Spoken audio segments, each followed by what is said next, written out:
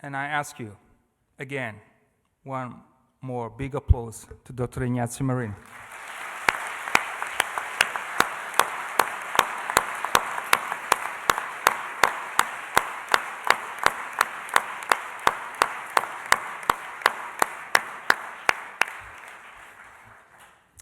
Ignazio, the floor is yours.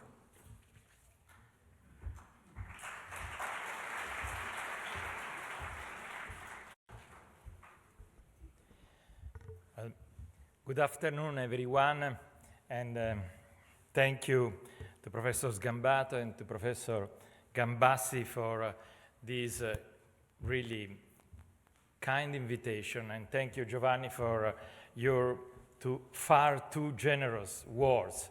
I used to say about myself that I'm just average, and I believe that better lucky than smart sometimes in life, and I was, I guess, very, very lucky.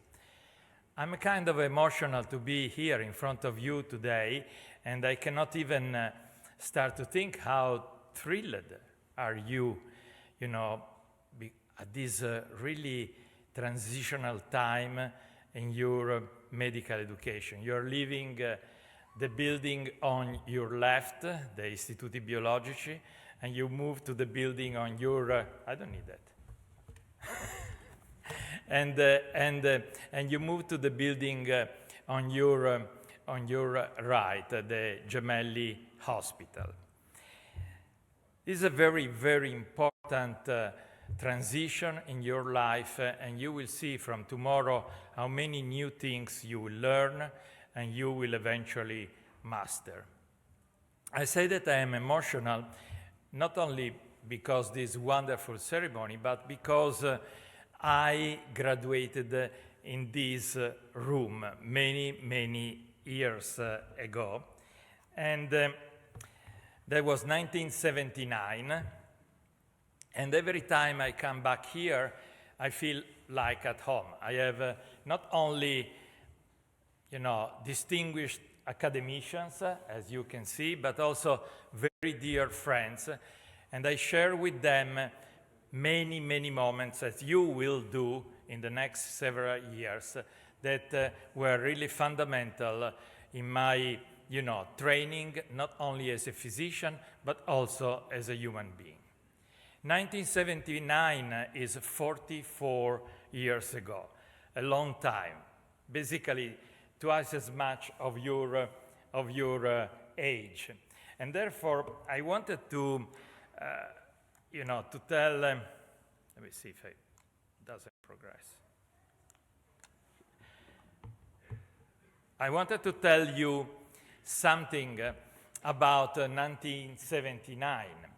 1979 was a very transformational time in the planet. There were a number of revolutions. Unfortunately, we still have wars, and rightly so, Giovanni mentioned that at the beginning of this evening event. But it was also the year when John Paul II, and you will see obviously every day the statue in front of the hospital, started his first traveling abroad. He went to Poland, and 2 years later, in 1981, some of the people in this room helped in saving his life when he was shot in St. Peter's Square. So he was really, very attached to this very building and hospital.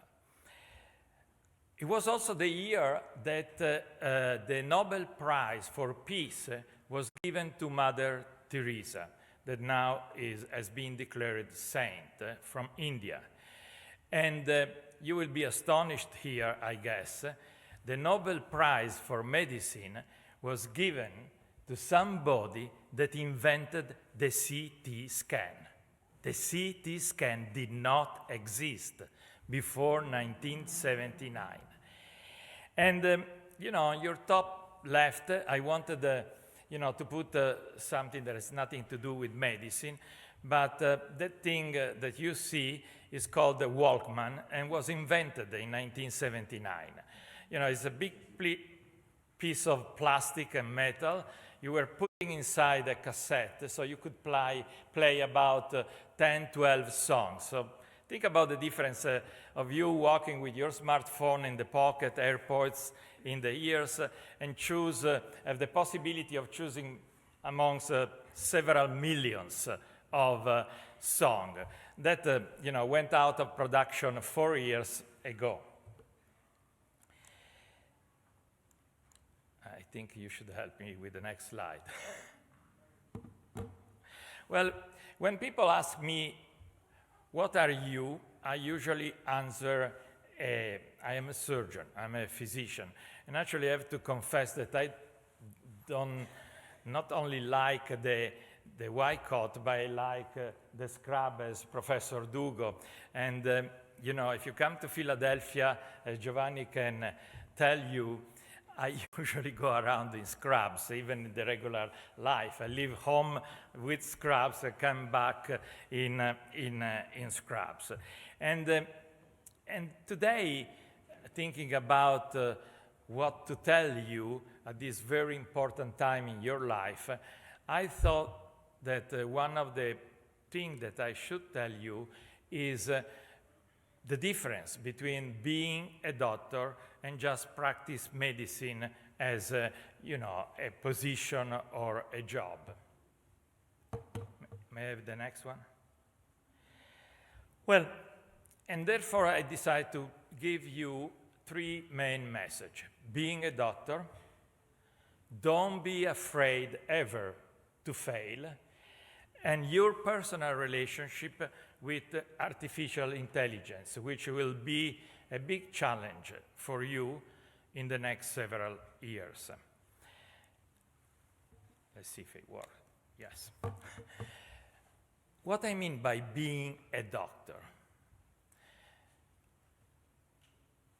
You can go to medical school, become an excellent physician, really be good at what you do every day. Being a doctor is different. As the people that talked before me said, being the doctor in a way is a mission, and you should feel a physician at any time in your life, when you're in the hospital and when you are outside of the hospital. And I will try to elaborate on this concept in a moment. Before doing that, I wanted to show these slides. I love these slides. Maybe, you think it doesn't have anything to do with my speech today, but I think that it's important to remind ourselves what people like you with the white coat made on this planet. For millions of years, the average life expectancy was about 42 years, millions. From the last century, look the graph. And this is because antibiotics, surgeons, intensive care unit, vaccination really eradicate disease that were killing millions of people. And all this, changed all of a sudden because of what you are going to be. And I really believe that it is important to consider that everything is changing even faster. A baby girl, the anthropologists are telling us that a baby girl that will be born maybe tonight here at the Gemelli Hospital will have 50% chances to hit her 100th birthday.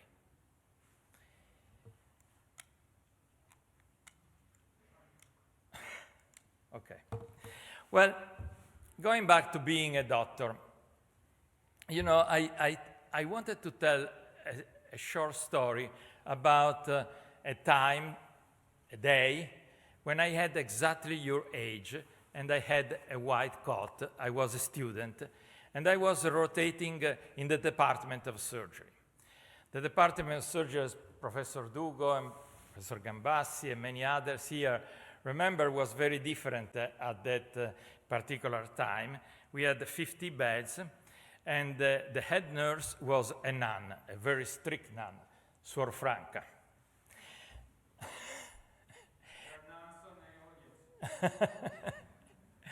And, you know, I had the commitment that particular morning to draw blood from the patients, and I put this slide because you probably will be impressed to learn that we did not have disposable syringes, we did not have disposable needles. The needles were that we reused the needle and we had to sharpen the needles to make that work and going through the skin of the patients. So, you know, I was doing my job drawing blood in one of these rooms, and all of a sudden, one of the patients, and I will never forget him, you know, with a southern Italian accent, green eyes, jaundice because he had a terminal pancreatic cancer. So he did not have much to live. And he was calling, Dottore, Dottore. I was not a doctor. I had the white coat, but I was a student like you. And I tried to ignore him because, I was scared about completing my job, my task. And then all of a sudden he said, what do you have of more important to do than to talk with a dying man? Well, that sentence struck me. I mean, it changed my way of thinking. And I still remember his voice this day. You know, it was not about drawing blood and doing things well from the technical point of view.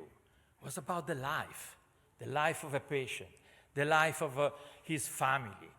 You know, the hope that you give when you walk in the room with this white coat.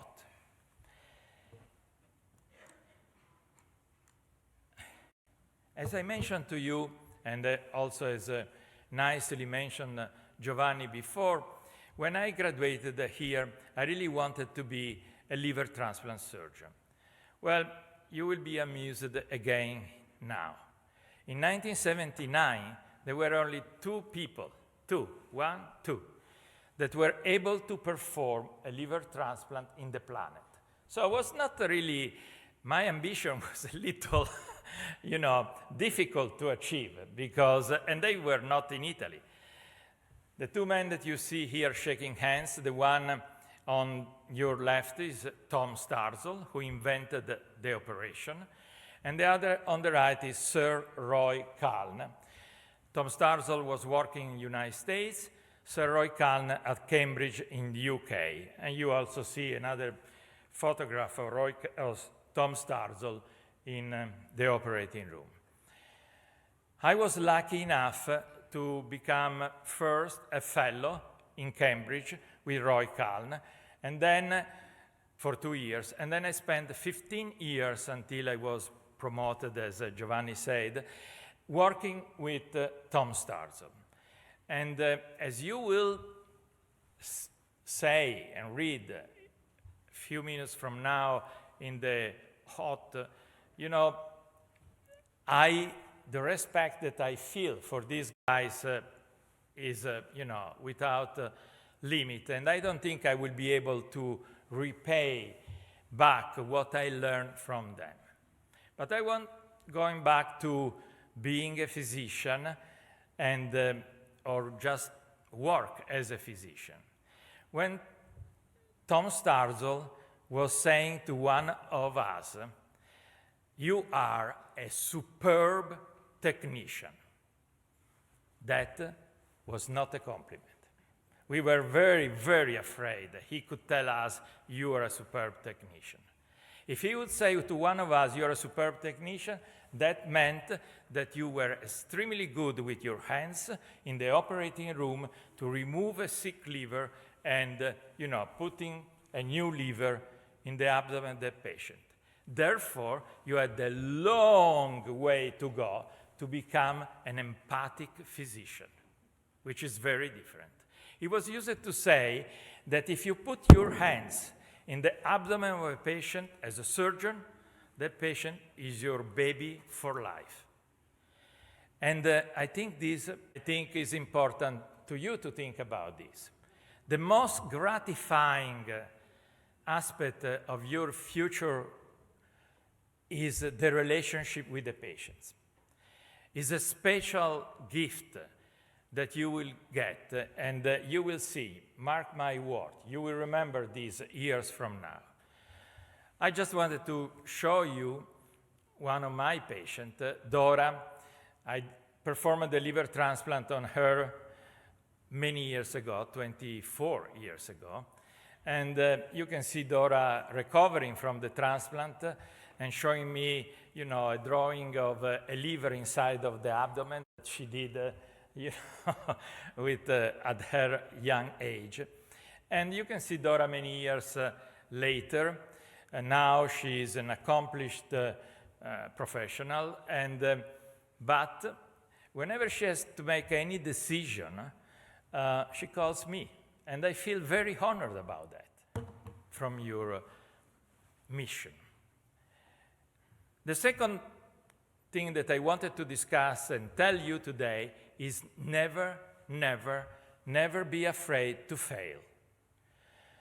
Tom Starzl was a superhuman myth. You obviously live in a different time, but at my time, at the time of Professor Dugo, he was the most famous surgeon in the planet. I mean, but he, went through a lot of sorrows and a lot of failures. When he performed the first liver transplant in 1963, the one sentence, "It was not the last time I would see this scene, both in my dreams and in reality." Benny, the boy, died on the operating table by exsanguination, bled to death. And before Tom Starzl was able to successfully perform a liver transplant, many years passed by. In 1970, he transplanted Kimberly, 3 years old, with biliary atresia and a tumor in her liver. Kimberly is, as of today, the longest survivor after liver transplant. She is a happy mother of 2 children, and from that time, everything changed. And Tom Starzl thought, well, now I need to move from, he was working in a military hospital in that place where I can really expand and teach this to many people. So, he decided to apply for a position at a very prestigious medical center, the University of California in Los Angeles. Well, look, Tom Starzl in 1980, the afternoon after his surgery at the University of California, Los Angeles. He's sitting on the beach in Malibu, close to Los Angeles, kind of depressed because he was turned down. Why? Because the committee thought that he was full, that liver transplantation will never, never, never succeed. And look, 1981, he landed in a very small town in Pennsylvania, Pittsburgh. A very small hospital, not even the first 100 academic medical center of the United States of America. And started to fly around, doing the procurement operation of the liver and flying back, doing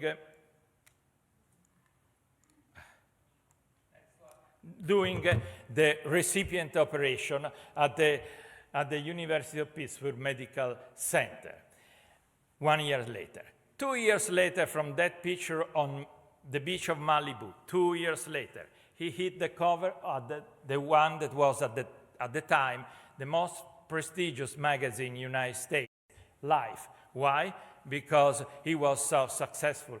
I mean, he was a kind of character with some attitudes. I don't think, I would not recommend to do, as you can see in this picture, to take a break in the operating room, sitting there and light a cigarette, because probably today you will be arrested. But anyhow, you know, he went on, 1981, Pittsburgh, 1982, Life, 1983, 3 years later, that big failure, well, the government of the United States of America declared that liver transplantation was not any longer an experimental service, but, you know, a clinical service to save life. And everything changed, everything.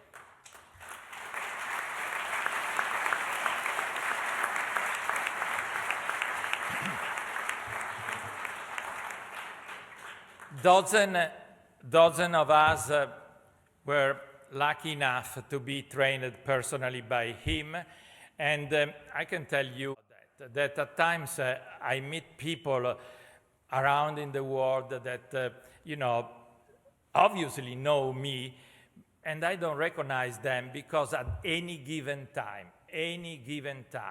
in the operating room there were between 30 and 40 people coming from all over the planet. And, you know, and they were obviously staying for 1 month, 2 months, 6 months, 7 months.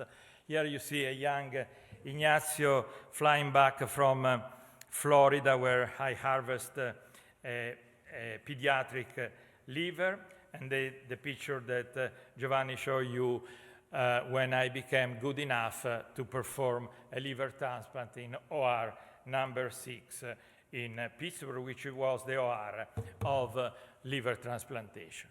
And again, we failed. Giovanni mentioned the baboon liver transplant. We thought that we were so good at that time that when we had a patient, Brian, that was not a candidate for a human liver because he had both HIV and hepatitis B, and we thought that we should transplant him with a baboon liver that is resistant to hepatitis B virus. And we thought that we were ready because we were at the point that we were good enough to do something like that. You can see Brian sitting in the chair 50 days after the transplant. He was walking, eating, going around with a baboon liver in his abdomen. But we were wrong. Unfortunately, Brian died with a terrible infection in his brain a few weeks later. And we learned a lesson, but from that lesson, you know, a lot of studies happened. And as you probably will learn very soon, in the next several months, somebody will be transplanted at the University of Baltimore with a heart coming from a genetic modified pig, because all the studies that have been done in immunology in order to get point. Important because transplantation is victim of its success. We do not have enough organs to save all the people that we may save. I want to go back 1 second to 1979 and what you're doing here today. In 1979, you know, you probably will be laughing here, but you're going to move to the Gemelli Hospital, spend hours and hours, somebody in the operating room, somebody in the delivery room, in the ICU. The most common operation in 1979, right here, the Gemelli Hospital, every morning was what we call an exploratory laparotomy, which basically means open the abdomen and look inside. You say, are you crazy? Well, we did not have ultrasound. We did not have CT. We did not have MRI. We did not have PET. To make a definitive diagnosis of a lesion, for example, in your liver or your stomach, the only way was open the abdomen and look inside. Everything changed, and today you have an incredible amount of devices. Look on your left. That is what you're going to see in an intensive care unit to support the life of a patient before or after a complicated surgery. You need to become familiar with all those tools in order to support the life of your patient. And I wanted to put another picture on your right. Doesn't exist as of yet, but I'm sure that some of you that will decide to be surgeons will probably use that. With the metaverse, you will be able to operate people that will not be in your same room and probably will be, hundreds of kilometers away from where you are. Anyhow, this is terrific, but, it's important that technology is not going to create distance between you and the patient. Let's see if I am able to let's start this. I wanted to You show... had 5 asthma attacks last week, David. What's going on? Not feeling well. I got a cold starting. Had to go to Barstow twice for work. Barstow's nice and dry. What's your asthma keeping you from doing? Yeah, well, normal life for starters. Like walk upstairs, play with the kids, go see a movie. Okay, well, here's some weather for you. And I can't lie is 160, humidity's down, and particulate matter's up, so you'll have a 65% increased risk of an attack today. You got some popcorn in the house? Sure, I get it. Not going out today. Right. And keep your Advair inhaler nearby. Okay, every 2 hours I take 1 shot, right? That's it. You want me to remind you when you need to take it? Send me an SMS. Okay. Talk with you soon.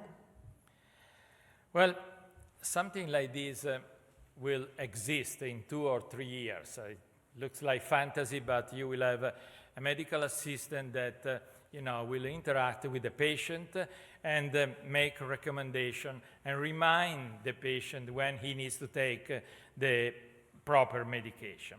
However, even if robotic is already here, artificial intelligence is already here, robots like this exist already in the United States to move a patient from a place to another place. Well, I really do believe that you have to remind that whatever technology you will have at your disposal, the human touch will be the fundamental tool in your mission as a physician.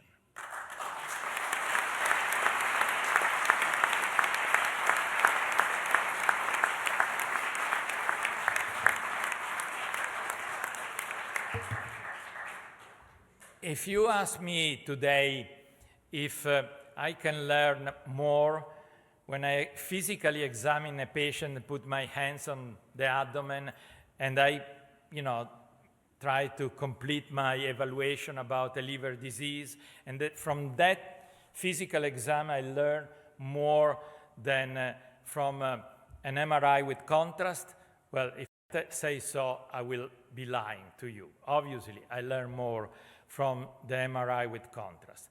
But that intimacy, that touching the patient, looking the patient in his or her eyes, listen to the life, the family stories, what they are afraid of, and giving them the feeling that you are there not only because you are good, and maybe you are the best, but because you will be going to be there until the danger is going away. That is the real relationship between a patient and a physician. I want to close today with 2 quotes of 2 people that I really profoundly admire. One is John Fitzgerald Kennedy, and I really love what he said in 1960. In 1960, we were not even able to shoot a rocket in the atmosphere, and he said, before 1970, we are going to bring a man safely to the moon and bring him back to the Earth. And we are going to do this not because it's easy, but because it's difficult. The other phrase from Nelson Mandela is, I guess, is self-explanatory. And I want to close by telling you that you are the best of the best. And being the best of the best carries responsibility. because you need to be the physicians, the scientists, the researchers of the future, the one that will take care of me, so be good at that. And another thing that I wanted to tell you is that, again, never be afraid of failing.